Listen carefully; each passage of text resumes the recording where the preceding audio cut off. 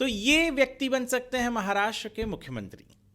जी हाँ, 132 एक बार में किसी भी पॉलिटिकल पार्टी को महाराष्ट्र में पिछले 3 दशकों में तो नहीं मिला था, और जिनको मिला वो है भारतीय जनता पार्टी।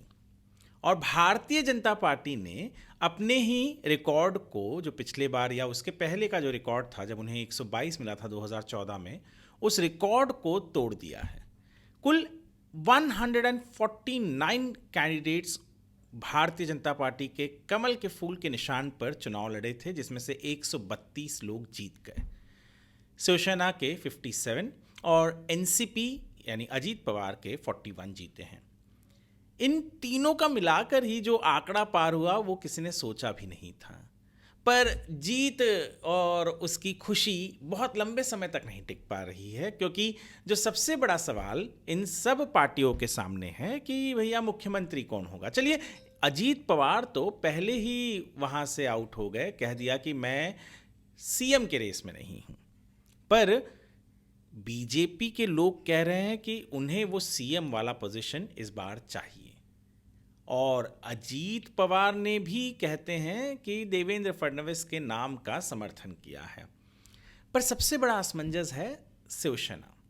जी हाँ, एकनाथ शिंदे अभी भी मौजूदा मुख्यमंत्री हैं महाराष्ट्र के, शिवसेना के पक्ष प्रमुख हैं वो, और कहा जा रहा है कि उनको मुख्यमंत्री करके कंटिन्यू किया जाए।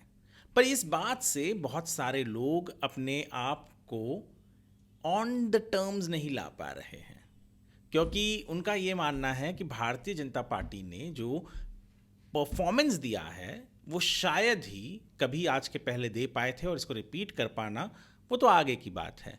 पर जब 132 एमएलएस खुद के हैं और जो 5 छोटी पार्टियां हैं उन्होंने भी सपोर्ट कर दिया है भारतीय जनता पार्टी को, यानी 137 पर है। आपको बता दें कि 145 का जो मार्क होता है केवल उसको ही छूना होता है, और 149 में से 132 यानी 17 कैंडिडेट ऐसे हैं जो हारे हैं, और उनमें से कई ऐसे हैं जो बहुत कम मार्जिन से हारे हैं, बहुत कम अंतर से हारे हैं। जी हाँ, अगर मैं मुंबई की ही बात करूँ तो वर्सोवा में जो भारती लवेकर भारतीय जनता पार्टी की कैंडिडेट थी वो केवल 1600 की मार्जिन से हारी हैं। तो कई जगहों पर, तो मुंबई की यदि मैं बात करूँ तो मनसे ने ही शिवसेना के कई ऐसे कैंडिडेट्स को हरा दिया, यानी राज ने अपने ही भाई की ज़्यादा मदद की, ना कि जिनके विरोध में वो बोल रहे थे। उन दिन रात वो यूबीटी, शरद पवार और कांग्रेस के विरोध में बोल रहे थे। पर ऐसे फिगर्स देखें तो लगता है कि भैया उनकी पार्टी कई जगहों पर 10,000, 16,000, 19,000 वोट लेकर वो शिवसेना उद्धव बाला साहब ठाकरे को बेनिफिट करके चली गई।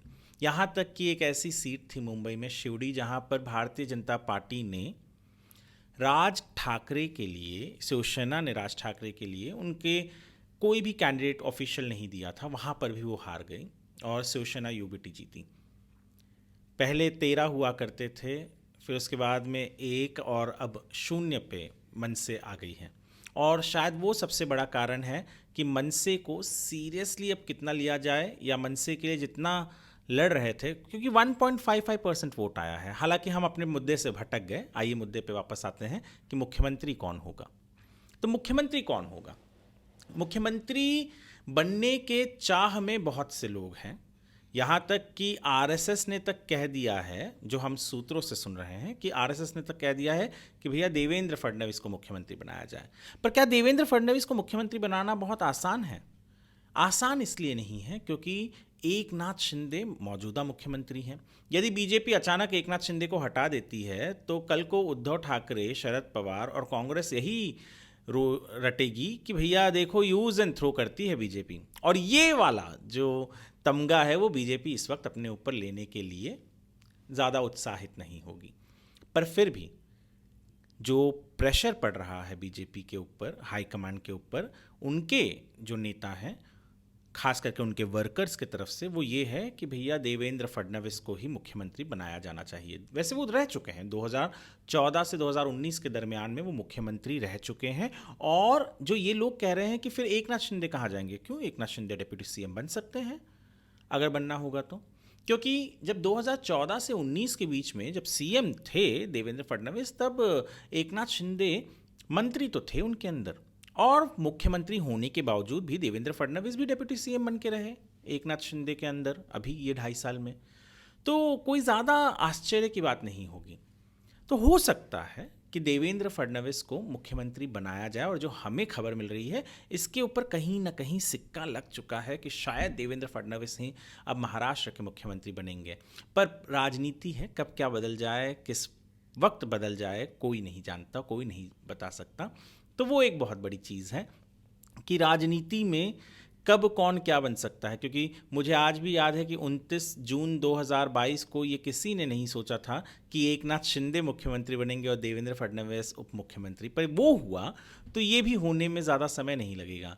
पर दिक्कत, जैसे मैंने पहले भी कहा, कि वो तमगा लगना, और आने वाले दिनों में बीएमसी के भी चुनाव हैं, उस वक्त भी वो नहीं चाहेंगे कि किसी तरीके का कोई भी एक रीज़न दे उद्धव ठाकरे को कि वो अपने बात को, जो इतने दिनों से कह रहे थे कि एकनाथ शिंदे को केवल यूज़ एंड थ्रो करने के लिए लिया है, गद्दार, ये वो फलाना ढमका, वो सारी चीज़ों को सही भी साबित कर सकता है ये वाला इनका मूव। पर भारतीय जनता पार्टी काउंटर ढूंढ लेगी। जो 4 महीने पहले तक जिसके पास कुछ नहीं था जीतने के लिए, आज वो इतना बड़ा जीत कर आई है कि लोग फूले नहीं समा रहे हैं।